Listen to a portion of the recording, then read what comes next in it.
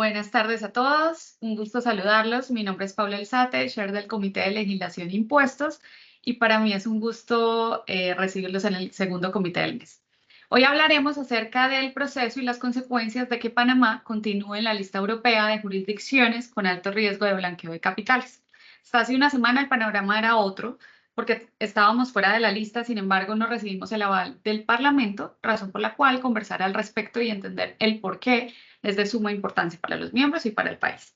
Antes de darle introducción a nuestro expositor, pues quiero darle la bienvenida también a Jean-Pierre de Roux, presidente de AmCham, que nos acompaña hoy.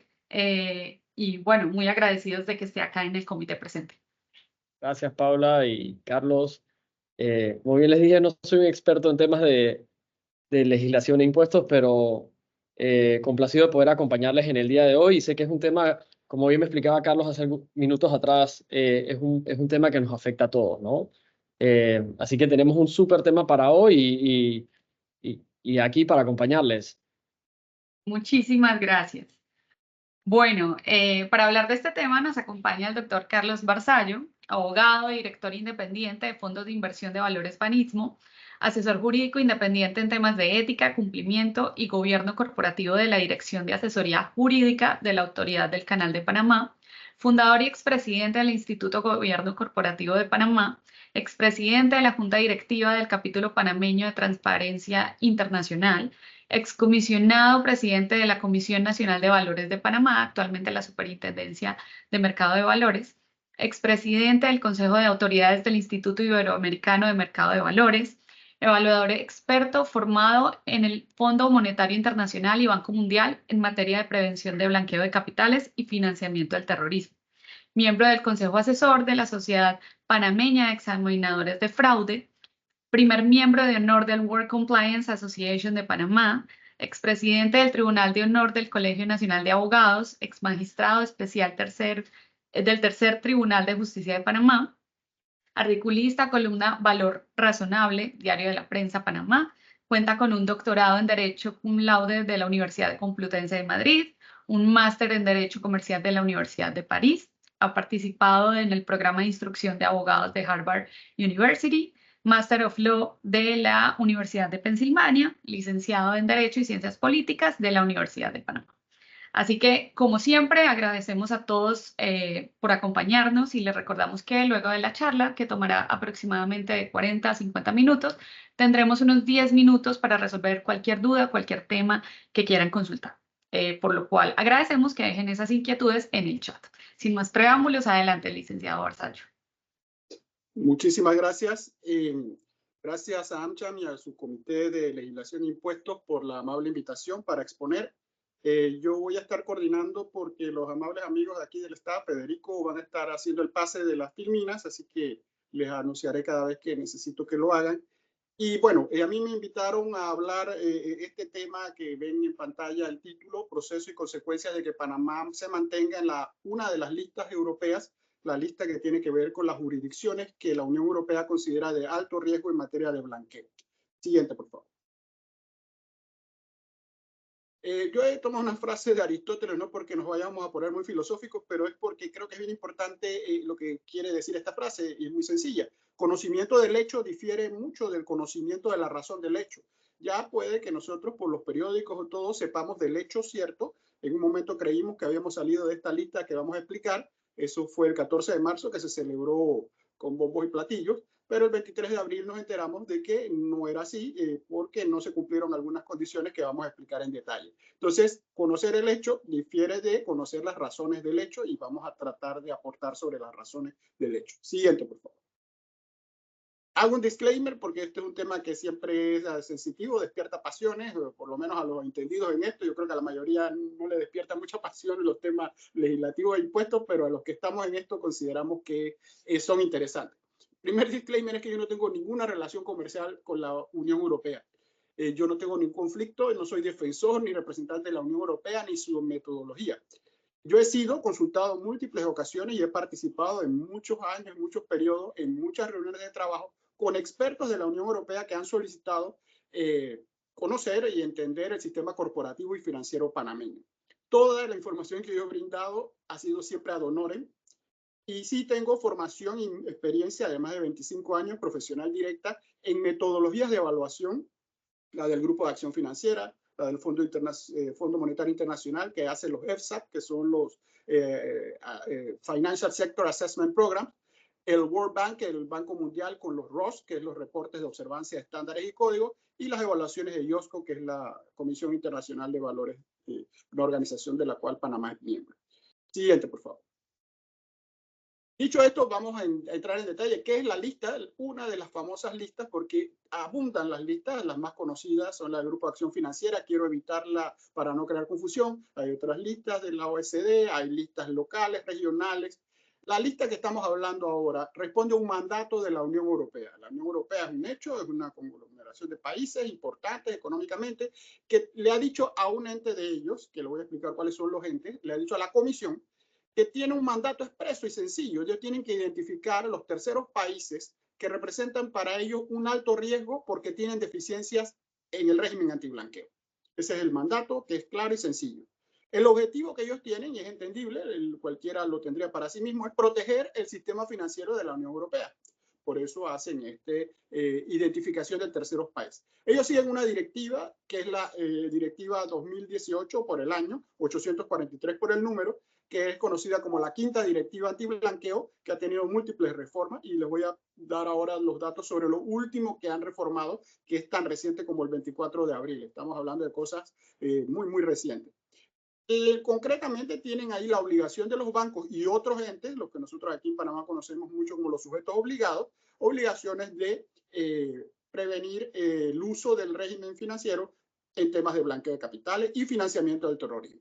Siguiente, por favor. Para entender con quién estamos hablando, la Unión Europea tiene 7 instituciones que la componen. El Parlamento Europeo, que es el organismo político máximo, digamos, la máxima autoridad.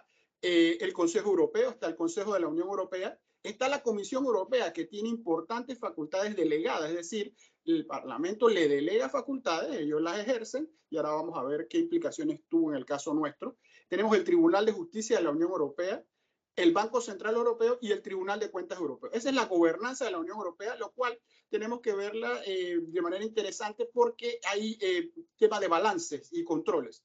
Esto no es monolítico, ya queda en evidencia que lo que quiere una de estas instituciones no siempre lo obtiene, puede ser no aceptado por otra, tipo comisión quiere algo, el Parlamento no está de acuerdo, o también quiero mencionarles otro ejemplo que ha sido interesante, cuando el Tribunal de Justicia de la Unión Europea declaró que el acceso a los registros de beneficiarios finales que han proliferado en la Unión Europea, el acceso público violaba los derechos de la Unión Europea y convirtió a los registros en un acceso diferente al que tenían, que era público y abierto, como lo tiene, por ejemplo, el Reino Unido, que está fuera de la Unión Europea. En los órganos, lo que quiero es llamar la atención sobre los dos que nos interesan en esta charla, que es la Comisión Europea y el Parlamento Europeo, y los otros que le hacen el balance, como el Tribunal de Justicia Europeo, que si discrepa es el que tiene la palabra en interpretación de la normativa europea. Siguiente, por favor. La metodología es bien importante entenderla, aunque sea someramente. Parte de la lista del GAFI, ese es el punto de partida, pero viene un pero de los más importantes, le añade lo que la Unión Europea considera, y ahí donde viene la gran diferencia con GAFI. Hay una preevaluación para determinar los países que van a ser evaluados, identificar qué prioridad se le va a dar a cada país. Esa evaluación se basa en los regímenes de antiblanqueo de cada país, comenzando por los que ellos determinen que son de más alta prioridad. Se hace un listado y hay un proceso de seguimiento. La última vez que se revisó esta metodología en el año 2020, para tener eso en cuenta, hace 4 años, relativamente reciente. Siguiente, por favor. Los criterios, cualquiera podría preguntarse, pero ¿cómo es que los países caen en alguno de los criterios y cuáles son? Hay 3 y no son que se tengan que dar los 3, uno de los 3. Por ejemplo, si el país es identificado por una institución que es el European External Action Service o el Europol, como que tiene un impacto sistémico en la integridad de la Unión Europea. Recordemos que el mandato y el objetivo es siempre proteger la Unión Europea, su sistema financiero.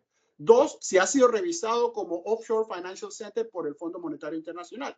Ahí hago una breve aclaración. Panamá lo ha sido. Panamá ha sido revisado como un offshore financial center por el IMF en el pasado.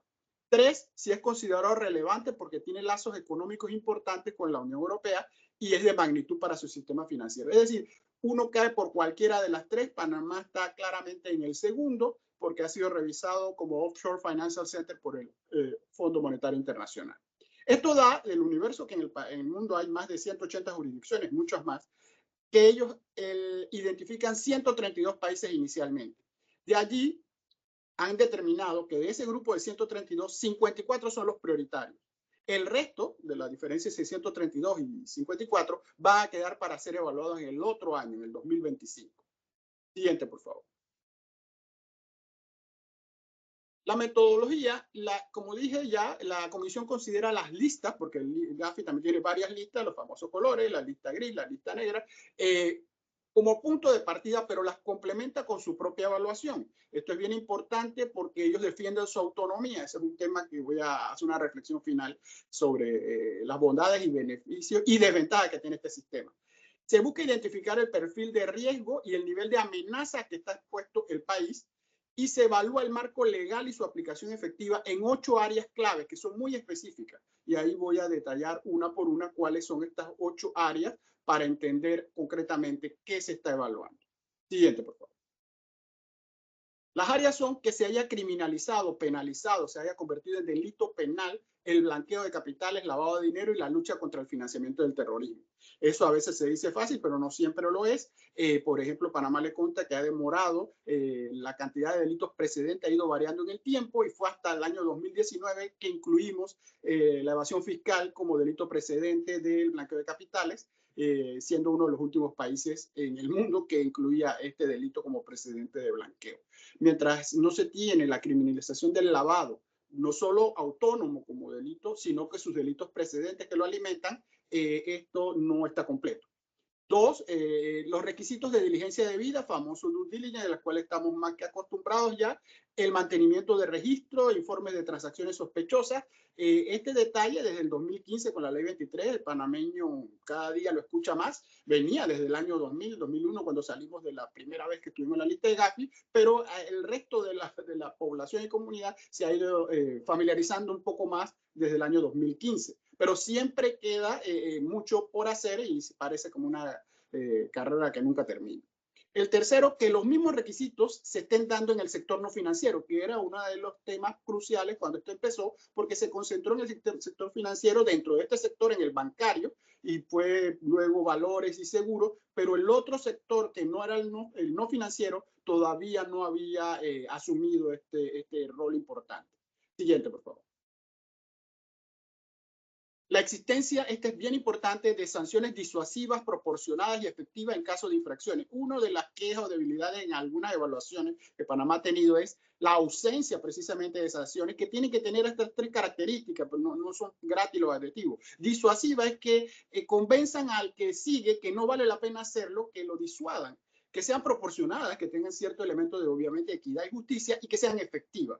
De nada sirve una sanción irrisoria menor o incluso una sanción que la parte pueda entender que se vuelve el costo de hacer negocio. Se le incluye a la matemática el hecho de que va a venir con una sanción, pero que es manejable, tolerable y es una especie como de impuesto para hacer negocio. La sanción tiene que ser disuasiva, proporcionada y efectiva cuando hay infracciones. No vale la lista de larga cantidad de sanciones, multas por presentación tardía de informe, donde se concentra más en la forma que en el fondo, porque eso se detecta rápidamente de que se trata de abultar la cantidad de sanciones por haber presentado tarde un informe XY y no entrar en el fondo. Es algo bastante básico.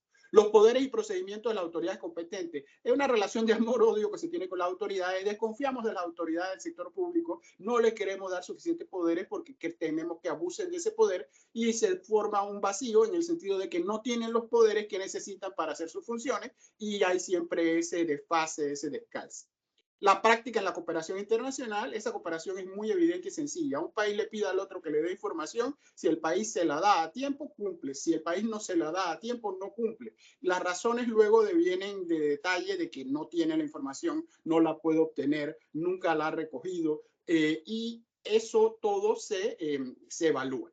La disponibilidad e intercambio de información sobre la propiedad efectiva de las personas jurídicas. Esto lo conocemos ahora como el registro de beneficiarios finales. Entender quién está detrás de las sociedades y de las fundaciones de interés privado.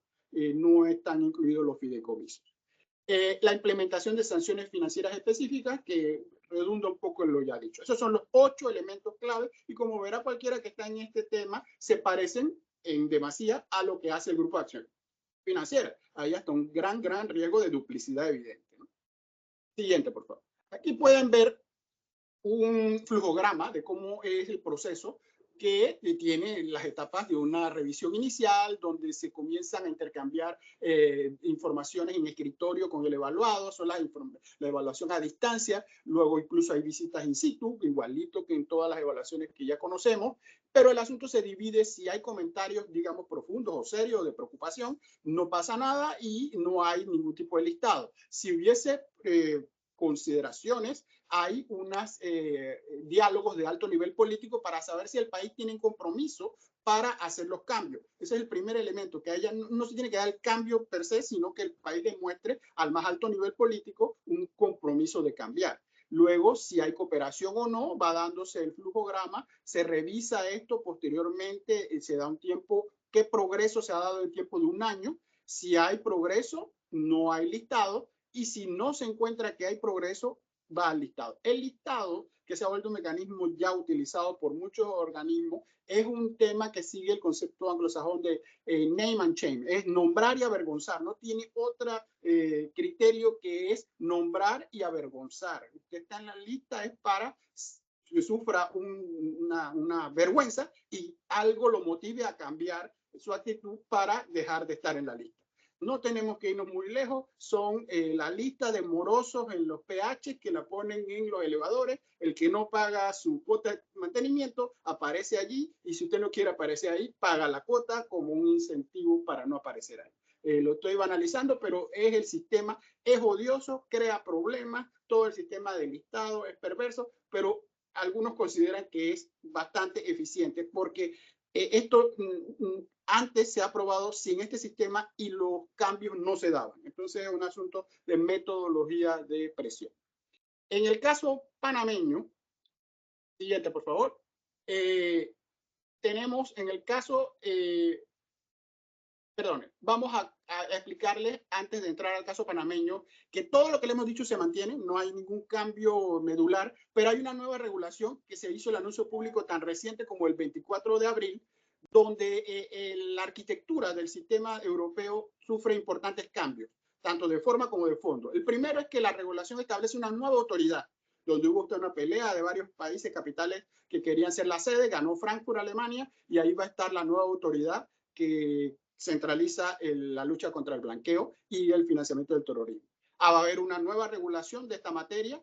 La directiva que les mencioné, que era la 2015, que fue reformada en el 2018, ya ha tenido otras reformas, va a ser reemplazada y hay una refundición en la regulación del 2015 sobre un tema importante que es transferencia de fondos. Esta va a ser la nueva arquitectura de la Unión Europea con una mayor profesionalización en cuanto al regulador. La agencia esta va a estar dotada de presupuesto y de personal, porque una de las paradojas más grandes es que muchas de estas agencias a nivel más micro y de países no son tan grandes ni poderosas como uno pudiera pensar. Siguiente, por favor. Aquí sí ya puedo entrar al caso de Panamá, que es el que nos ocupa, para que tengamos algunas fechas bien claras y presentes. Panamá está en la lista de la Unión Europea de alto riesgo de blanqueo desde el 1 de octubre del 2020. Ojo, 2020, desde ese momento estamos, porque se generan confusiones ya que nosotros hemos estado en la lista de Gafi 3 veces, incluso al principio del año 99-2000, luego la última vez en el año 19, que nos tomó más tiempo que nunca, salir ahora en el 23, 4 años. Y tuvimos en un periodo intermedio también. El 14 de marzo de 2024 se dio una noticia que aparentemente era muy feliz. La Comisión Europea recomendó la remoción de la lista. Se celebró el titular, si solo lee el titular, era que Panamá sale de la lista. Sin embargo, lo más cuidadoso ver la letra pequeña. La letra pequeña decía que faltaban unos pasos que voy a explicar cuáles eran. Uno de esos pasos se dio el 23 de abril, donde el Parlamento Europeo rechazó lo que era una recomendación de la Comisión que actuaba por autoridad delegada y el resultado es que mantiene a Panamá en la lista. Siguiente, por favor. Siguiente. Los votos serían interesantes. Ya estamos en un tema político. El Parlamento, obviamente, es un animal político. 490 votos a favor, 64 en contra y 56 abstenciones. Esos son los números. Es decir, no fue una votación ni siquiera cerrada ni nada. La mayoría abrumadora rechazó la propuesta de la comisión, que no es lo usual. Normalmente ellos aceptan la propuesta de la comisión. Esto es algo raro o excepcional, de sacar a Panamá. Y Panamá no estaba solo en esta sacada. Estaba también Gibraltar, Emiratos Árabes Unidos, Barbados y Uganda. Es un popurrí de otros países, de los cuales es bien interesante porque se parecen algunas cosas a Panamá, Gibraltar, los servicios que brinda, y el gran jugador aquí es Emiratos Árabes Unidos, que su salida tenía un peso muy importante y el Parlamento no la aprobó. Barbados, competidor en las islas del Caribe, Uganda sí un estilo de jurisdicción diferente a los demás. Siguiente, por favor. Ahora, todo el mundo se tiene que estar preguntando cuáles son las razones, por qué se hizo esto. Hay que entender el por qué y no es ningún misterio. Por transparencia, el propio Parlamento Europeo da sus razones, las cuales podemos compartir o no, pero por eso le citaba a Aristóteles, hay que conocer el hecho y lo que hay detrás del hecho. Ellos dicen textualmente que hay pruebas importantes y recientes, las dos palabras son importantes, el juicio de ellos, y recientes el tiempo, que sugieren que estos países, todos los mencionados, incluido Panamá, carecen de esfuerzos para abordar o incluso facilitan la elusión de las sanciones impuestas a Rusia. Fíjense, pues, el problema por dónde va. La crisis, el ataque de Rusia a Ucrania, no está lejos acá en Panamá, se imponen unas sanciones a Rusia por este ataque a Ucrania. Esas sanciones se quieren ejecutar y enfrentan problemas porque es difícil saber quién está detrás de los instrumentos a los cuales se imponen las sanciones cuando se llega a tratar de tomar posesión de un yate que está en cualquiera de los puertos y al yate parece que es de una fundación, de un fideicomiso, una sociedad y no se conoce quién es el beneficiario final. En el proceso de sanción contra los famosos llamados oligarcas rusos, en la práctica se vuelve muy difícil. Entonces, se argumenta que el listado de estos países no solamente no hacen esfuerzos, sino que incluso facilitan que las sanciones no se cumplan. Ese es directamente el argumento. Y el segundo, y ya tiene nombre y apellido, se sospecha que Panamá facilita la evasión del límite máximo de petróleo ruso por el G7. Hay una sanción específica que los rusos y su petróleo, y se alega que Panamá, a través del sistema de su abanderamiento de naves, facilita la elusión de esa evasión. Y eso dice el Parlamento Europeo, que se lo ha advertido Estados Unidos y además el Reino Unido a la Comisión en diciembre de 2023. Algo bien reciente, por eso pongo una flecha roja en las fechas, porque tenemos que seguir una cronología. Siguiente, por favor. ¿Y qué pasa en el tiempo? Los que siguen estos temas, y si no, bueno, esta es la ventaja de gastar su almuerzo en este tipo de cosas porque se leen las noticias rápido.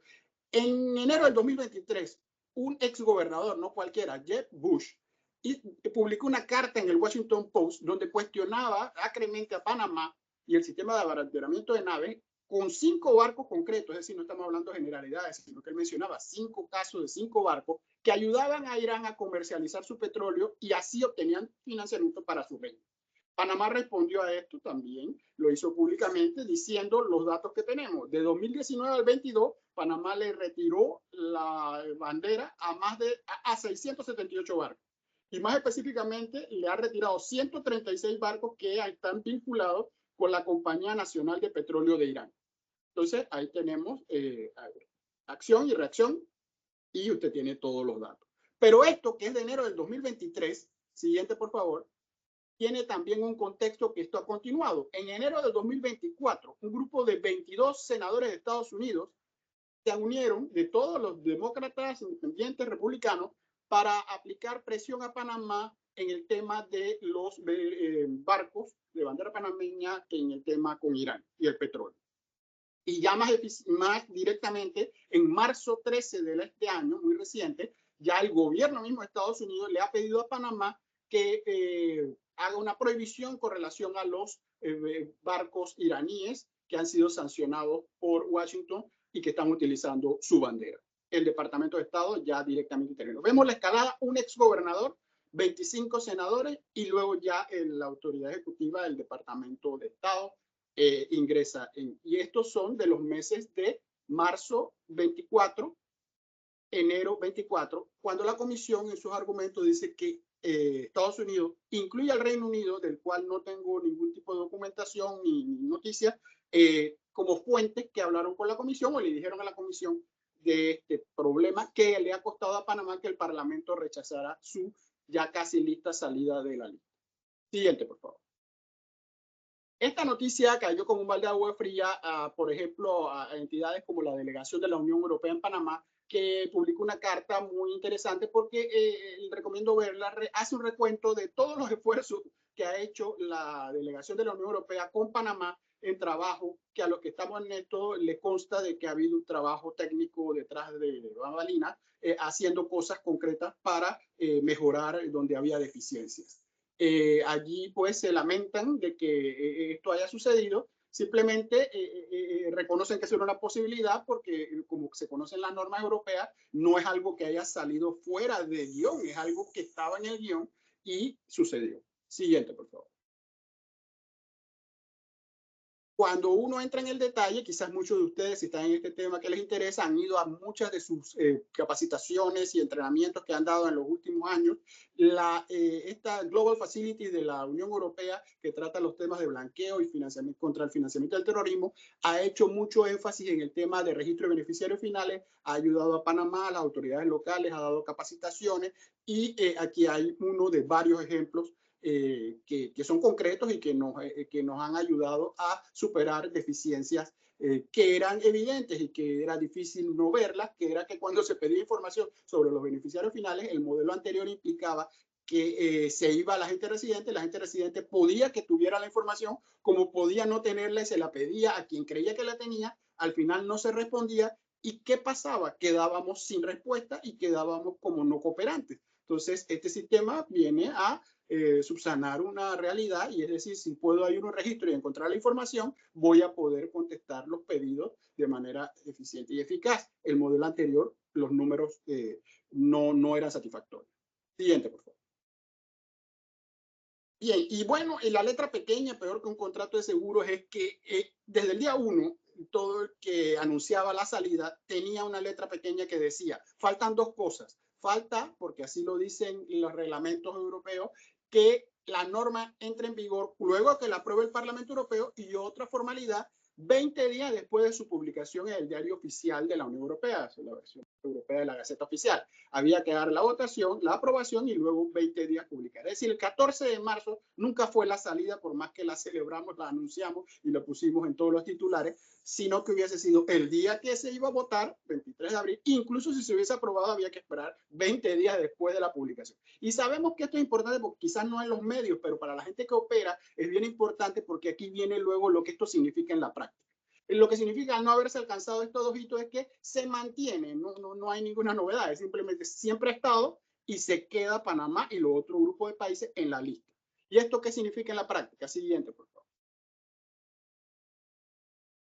El mantenimiento por parte de los sujetos obligados, en este caso el universo, son, entre muchos otros, los bancos europeos y otras entidades obligadas, de los deberes de diligencia que nosotros le hemos llamado aquí ampliados, más rigurosos, más estrictos. ¿Por qué? Porque al ser de alto riesgo hay que hacer más diligencia.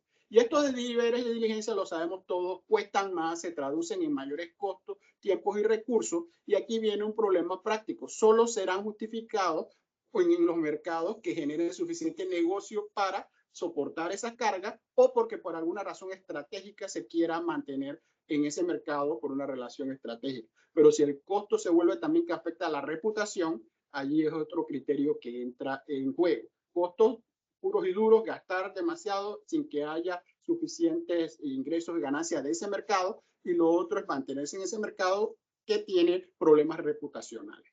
Siguiente, por favor. Hago un parangón y lo evité hasta más no hablar nunca de Gafi para no crear confusiones. Pero aquí hay un ejemplo que creo que es bien importante para este grupo de tener en cuenta la sensibilidad de lo que significa una lista y las consecuencias prácticas. En el caso de Gafi, como todos recordarán, cada vez que Panamá estaba en la lista y cada vez que hay estas reuniones de Gafi, que son 3 al año y publican sus resultados, lo más importante es lo que pasa después. FinCEN, Estados Unidos, el Departamento del Tesoro de Estados Unidos, recoge lo que ha hecho Gafi y tira una circular que envía a sus sujetos obligados, entiéndase principalmente los bancos, intermediarios financieros, y les recuerda amablemente sus obligaciones que tienen con relación a los países que ha aparecido en el listado de Gafi. Y ellos reciben la advertencia directa y severa de que tienen que hacer una diligencia debida más cuidadosa con estos países porque son de mayor riesgo. Esa es la teoría.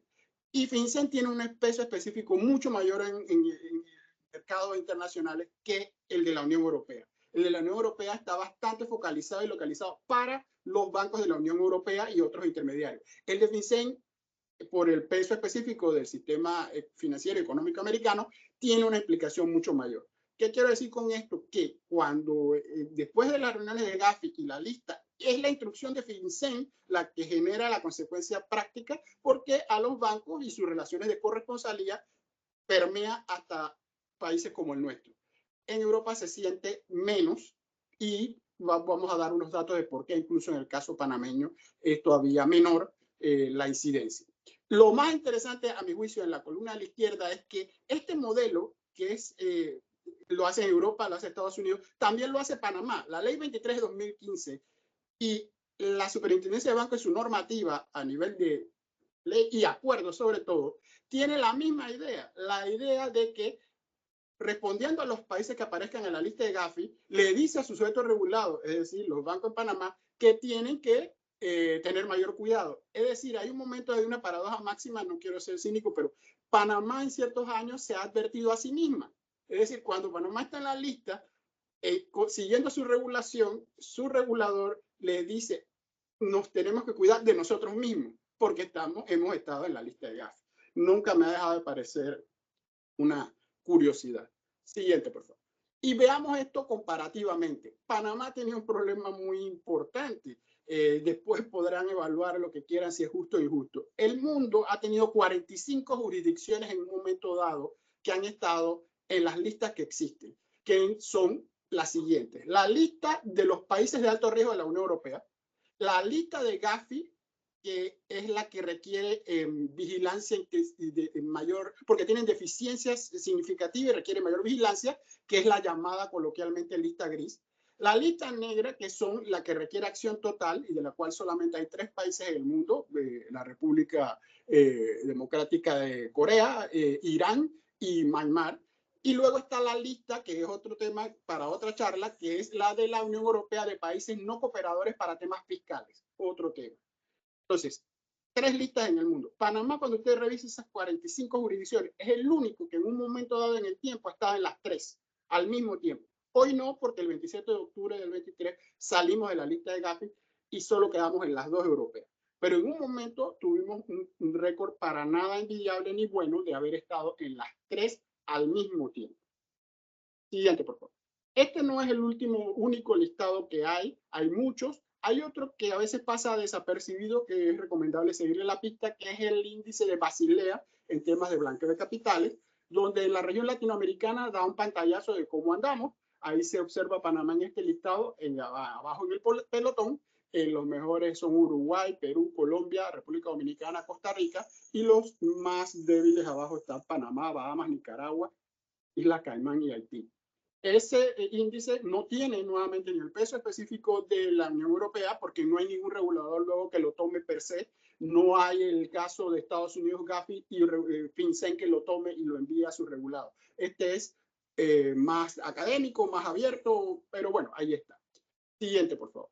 Entonces, en este tema hay que preguntarse, bueno, ¿qué pasa? ¿Cuáles son las consecuencias operativas concretas? Les recomiendo un trabajo que es un working paper que es del Fondo Monetario Internacional que trata un título muy subjetivo que dice el impacto de estar en lista gris en el flujo de capitales. Y se hace usando Machine Learning.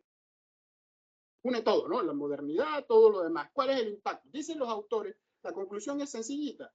Estar en una lista gris da lugar a una reducción grande y estadísticamente significativa de los flujos de capital. Eso es lo que ellos después de estudiar todos los países que están en lista, este es el resultado.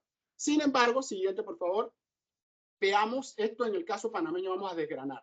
En Panamá hay que ver con una información de la Superintendencia de Bancos, la traje del año 2012, o el porcentaje de depósitos que tenía la banca en Panamá en el 2012 de 64.000 millones, ya nosotros hemos más que duplicado esa cifra en el 2023. Lo que quiero que vean allí es de dónde vienen los depósitos. Los depósitos en Panamá vienen de Panamá, el 60% redondeando. En segunda instancia, Suramérica, 17, Centroamérica, 9, Caribe, 8, Norteamérica, apenas un 5%, y Europa no es ni el 1%, estamos hablando de la lista europea, 1%, y otro 1%. En realidad, los depósitos de Panamá vienen de Venezuela, Colombia, Ecuador, Perú y Centroamérica. Eso es, desgranándolo al máximo, ese es el origen de los depósitos. Siguiente, por favor. Y yo hice este cuadro, este estudio, me puse a comparar para responderme la pregunta, ¿cómo le ha ido a Panamá cada vez que he estado en la lista de Gafi con relación a los activos del centro bancario? Yo comencé en el año 2000, donde Panamá estaba la primera vez en la lista. Y como ustedes pueden ver, el color verde es cuando hubo aumentos en los activos del centro, color rojo cuando hubo disminución. Si usted observa, la razón es bien interesante. La mayor disminución se ha dado cuando no hemos estado en lista del Grupo de Acción Financiera. El mayor aumento se ha dado cuando hemos estado en lista del Grupo de Acción Financiera en el año 2014. Y desde el 19, donde estamos, todos los años los activos han aumentado en el centro. Entonces, no se puede llegar a una conclusión simplista de que no afecta, pero la data nos dice que los activos aumentan. Pero la razón, ¿cuál es? Es la filmina anterior. ¿De dónde vienen esos depósitos? No vienen de Europa, de Asia ni de Norteamérica, donde le ponen más atención a sus listas al Grupo de Acción Financiera de la Unión. Centroamérica, Suramérica, Perú, Venezuela, Colombia, no utiliza este criterio como el principal criterio. Eso es una conclusión que yo creo que se puede llegar sin mucho debate. Siguiente, por favor. ¿Qué más sabemos o creemos saber? Hay un impacto en las licencias bancarias. Si usted se pone a analizar los números de banca, de licencias, los números son los números y no hay otra cosa. La última licencia bancaria que se dio en Panamá es en el año 2020. Ya es una institución china. Hace 4 años no se otorga licencia bancaria. En un momento había 39 bancos de licencia general, 3 internacional y 10 de representación, total de 62 licencias. En el 82 eran 106 bancos de entre licencia general, internacional y oficina de representación. Licencias totales 118. En casi 40 años, casi 50% de licencias. Hay muchos factores, esto es multifactorial, fusiones, hay temas de que había demasiados bancos y se van, los chicos se unen, pero también hay un hecho de que no hay nuevas licencias y el centro se ha vuelto mucho más regional, mucho más de la región centroamericana que internacional, por la falta de presencia de bancos europeos, bancos asiáticos y bancos de Estados Unidos. Siguiente, por favor. Yo ayudé a unos jóvenes que estaban haciendo un trabajo pedido por autoridades americanas de la American University. En el 2021 hicieron un trabajo, un título sugestivo que se llama Not So Black and White, las ambigüedades de estar en la lista de Gafi. Ellos, el Departamento de Estado, le proporcionaron esta data y estudiaron varios países que estaban listados, cómo les había ido estando listados. Llegaron a la conclusión del caso panameño que de 2010 al 20 el PIB de Panamá aumentó de 29.000 millones a 66.000 millones, estando listado en varias ocasiones. Desde el 2010 la inversión extranjera aumentó y la entrada y salida de la lista no ha impactado. En el 2018, Panamá era el primero en recepción de inversión extranjera en Centroamérica con casi 5.500 millones anuales. Pero fíjense la importancia de las fechas y de la foto. Esa era una foto de esa época en el 2021. Siguiente, por favor. Después de la pandemia, muchas cosas han cambiado. Panamá fue uno de los países, de los 10 países en el mundo cuyo Producto Interno Bruto más cayó, el sexto en el mundo, que cayó un 17,9%. Solo nos ganaba Libia, Maldivas, Venezuela, Líbano y Fiji, y nosotros estábamos solo sobre Barbados, Antigua, Bahamas y Mauricio. Entonces, ese fue un impacto importante. Siguiente, por favor. Y en la inversión extranjera directa, hemos visto un decaimiento en el caso panameño de las mejores épocas, 5.400 millones, a los peores, 2021, 1.700 millones, y un repunte de 2.500, pero que todavía no nos lleva a los mejores años que ha conocido Panamá. Siguiente, por favor. Y con esta información, data dura de la CEPAL, tenemos las siguientes características. Panamá sigue siendo el segundo receptor de Centroamérica en 2022, pero los niveles son inferiores a prepandemia. ¿Qué está haciendo el kit del asunto? Reinversiones de utilidades y préstamos entre empresas son los principales componentes. Hay entradas negativas en aporte de capital, es decir, viene el grueso es de reinversión de utilidades y préstamo entre empresas. Y lo peor es que es importante en estos temas de transparencia y de data, no se cuenta con información por sector ni origen de la inversión extranjera directa, lo cual ayudaría todavía mejor a entenderla, analizarla, porque así no se puede. Siguiente, por favor. Y para ir terminando, en el mundo de las anécdotas, además de data dura, la inversión, las licencias, los activos, los depósitos, tenemos dos realidades. Una, la de cualquier ciudadano, padre, hijo, turista, visitante, universitario. Un señor X en las redes dice, sigo sin tener cuenta en Banco de España porque todos los bancos creen que lavo dinero porque vengo de Panamá. Es un problema real, nuestra imagen de verdad está manchada internacionalmente. Un sujeto que tuvo una mala experiencia. Y son muchos. Y la segunda, alguien tan serio como el expresidente de la asociación bancaria, dice, desde luego hay muchas inversiones que se están perdiendo de gente que simple y llanamente no le interesa trabajar con países que están en estas listas porque automáticamente es una razón para excluirte de sus intereses como inversionista. Una verdad de apuño que es, desde que se está en una lista, simplemente por deberes fiduciarios, todo el que administra dinero de otro tiene ya unas instrucciones donde le dicen, sin hacer muchos aspavientos ni muchos análisis, el solo hecho de que esté en determinada lista se convierte en el detonante para ir o no ir. Siguiente, por favor. Y las reflexiones finales para ya ir terminando. Las listas de Gafi y la Unión Europea generan un gran riesgo de duplicidad y contradicciones. Eso es una verdad de apuño, a mi juicio. Lo ideal es tener una sola, pero eso no se logra fácil. Hay muchos intereses políticos y de otro tipo. El 18 de abril de 2024, en reunión en Washington, D.C., bien reciente, Gafi ha indicado que va a revisar el método para identificar los países con deficiencias estratégicas. Esto va a significar en la práctica que se revisa cómo se incluye a los países en la lista. La idea, dicen, es centrarse menos en la economía de bajo ingreso y en desarrollo y más en las grandes economías y de mayor riesgo. En el futuro deben incluirse menos países pequeños y en la lista vamos a ver supuestamente más países grandes. Amanecerá y veremos. Siguiente. Le doy las gracias y quedo a su disposición para cualquier pregunta. Muchísimas gracias. Gracias, Carlos. ¿Puedo hacer una pregunta? ¿Cuántos países están en la lista hoy?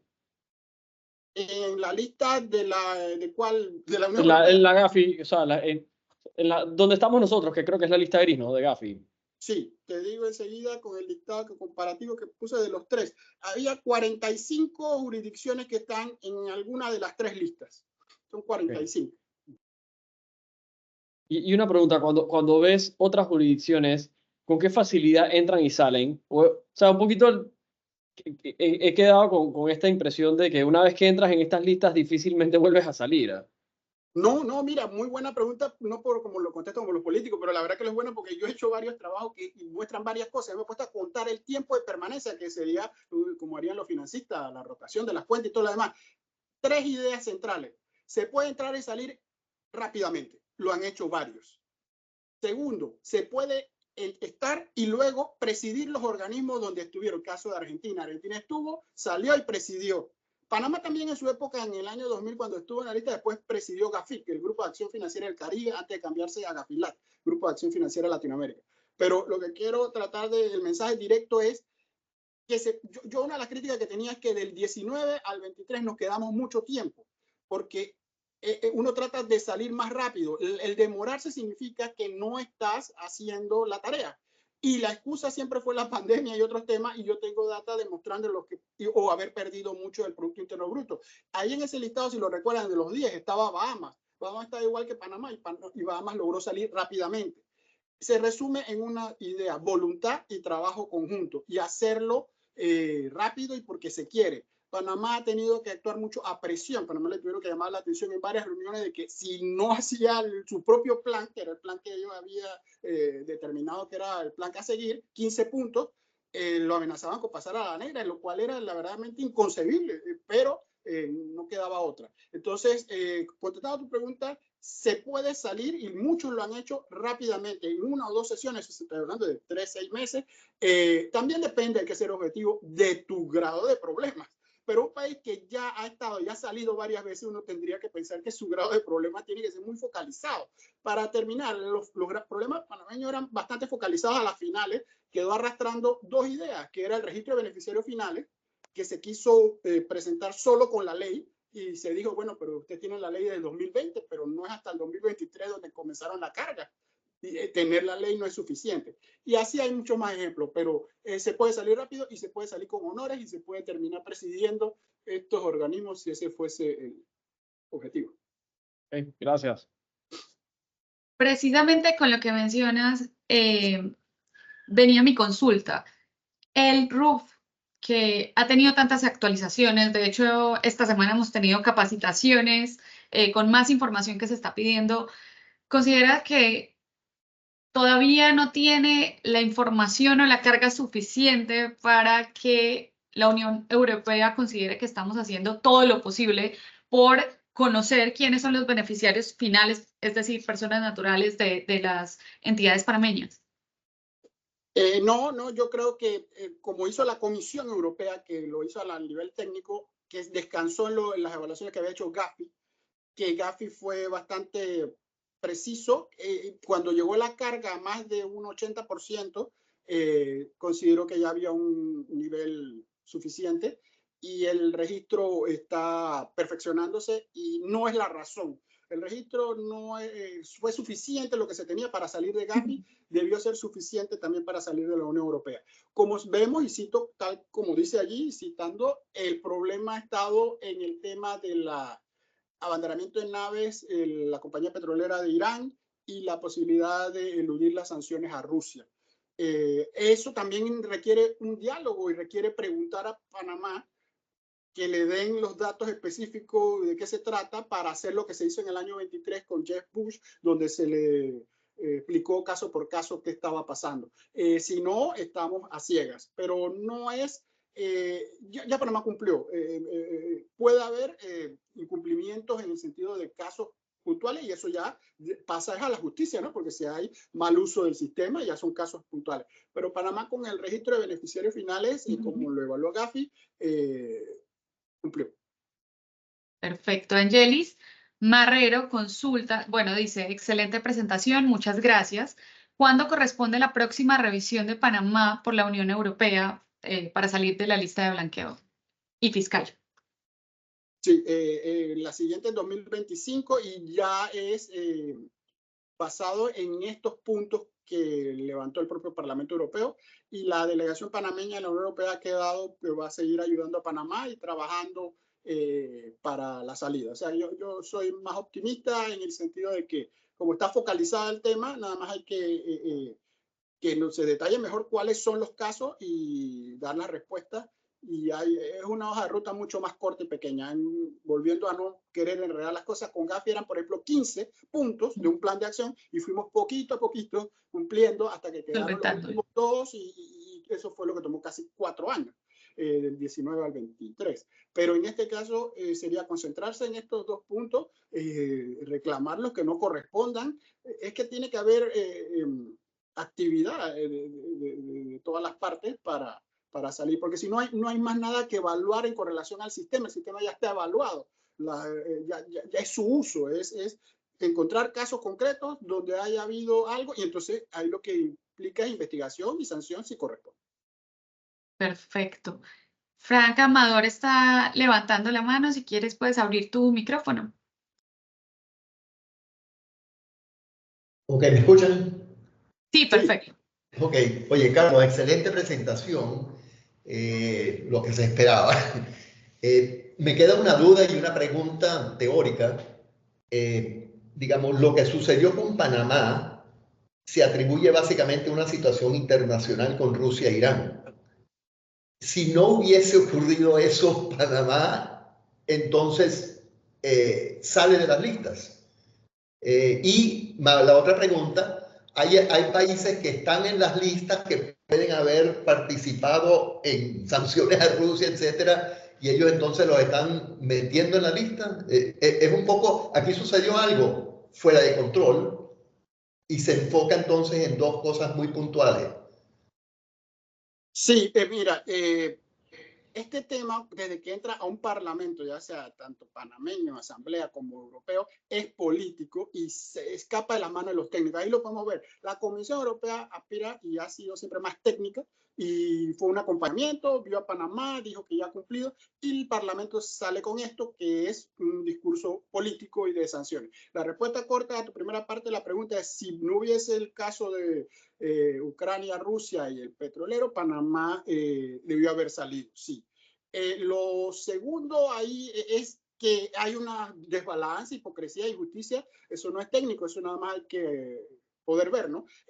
Por ejemplo, se acaban de declarar la cantidad de impuestos que está pagando la banca a Rusia por operar en Rusia ha sido una suma exorbitante de impuestos legal, el pago de impuestos por operar. Pero la pregunta obligada y las sanciones por operar en Rusia, no habría ni siquiera impuestos que pagar, es que no habría que estar allí. Entonces, eso es un nivel que se nos escapa en una charla sobre es la injusticia del mundo, es un hecho innegable y nada más hay que observarlo. Otro elemento es que esto es una batalla en los propios países le voy al mejor ejemplo, que si usted fuera español y de Gibraltar, es lo más doloroso.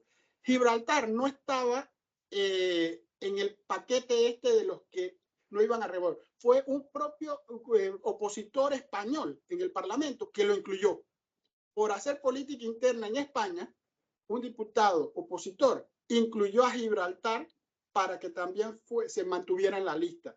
Es decir, los diputados del Parlamento Europeo vienen de todos los países que forman la Unión y traen sus rencillas y diferencias políticas e ideológicas locales al marco del Parlamento Europeo. Así que estamos en un área que es, por lo menos para los técnicos, un poco más incómoda. Yo llego hasta decirle de que Panamá ha cumplido con todos los elementos formales de la evaluación. Si usted me hace esta pregunta hace 5 años, no lo había cumplido, los hechos eran ahí, y cuando contestaba los cuestionarios había todavía mucho por hacer. Pero desde que salió del GAFI, Panamá formalmente puede presentar que ya cumplió y el paso siguiente era salir. Esto ha sido un evento totalmente inesperado en la parte de política y que obliga a que se detalle todo lo que se dice allí y se investigue. El caso, por ejemplo, de la carta pública de Jeb Bush es bien interesante porque es una carta en el Washington Post que menciona 5 barcos. Entonces usted puede agarrar cada barco y hacer su análisis, quién es la gente residente, por qué llegó, cómo entró, quién es el beneficiario, y usted hace... Ahora, ojo, que por ejemplo, si usted se pone en detalles que quizás no sean del interés de la audiencia, pero los detalles son importantes. Los abanderamientos de naves de panameños tienen una característica. Usted sabe que ahora exige el registro contable de las sociedades. La gente residente tiene que tener los registros contables de las sociedades de las cuales es agente residente. Su obligación es de la empresa tener su registro contable, pero la gente residente. Se exceptúan, lo saben ustedes por la ley de registro contable, las sociedades que solo tienen abanderamiento de naves. Es decir, allí hay un detalle menos, es decir, hay menos información sobre los registros contables. Las sociedades de abanderamiento como sociedades tal no tienen ninguna exoneración en el registro de beneficiarios finales. Así que al beneficiario final sí se le puede encontrar. Pero en registros contables no son como todas las demás. Ellas no tienen que darle a el agente residente el registro contable. Son excepciones que se van creando en las leyes y que se mencionan porque llaman la atención. Carlos, te puedo hacer una pregunta. Se avecina una elección, posteriormente una transición y un nuevo gobierno. ¿Quiénes dan seguimiento o continuidad a estos procesos, tanto a nivel público y privado? Sí, en el caso de Estados Unidos le dio seguimiento el embajador en Washington, el antiguo ministro de Comercio, fue muy activo, fue el que hizo otra carta pública también dando respuesta, apoyándose en los datos de la autoridad marítima. En el caso de la Unión Europea, no he identificado quién es la autoridad local que está siendo como el interlocutor. La Unión Europea tiene es muy activa aquí localmente en Panamá, la delegación. El gran riesgo, y no puedo ser futurista, pero Panamá, si usted busca las fechas, siempre tiene el problema que estas cosas le pasan en cambios de gobierno. Y al cambiar gobierno se pierde la continuidad y la memoria histórica y la tradición. Ojalá no pase porque esto requiere conocimiento técnico y saber dónde están las cosas, qué se dijo, dónde se presentan los argumentos, que muchos muchas veces nosotros hemos quedado mal evaluados porque quienes les hacen las preguntas no están en condiciones de dar las respuestas porque no las conocen. Y la respuesta puede que estén por ahí. Y es un asunto de no saber dónde están y presentarlas, por lo menos para hacer un poco más fuerte el caso.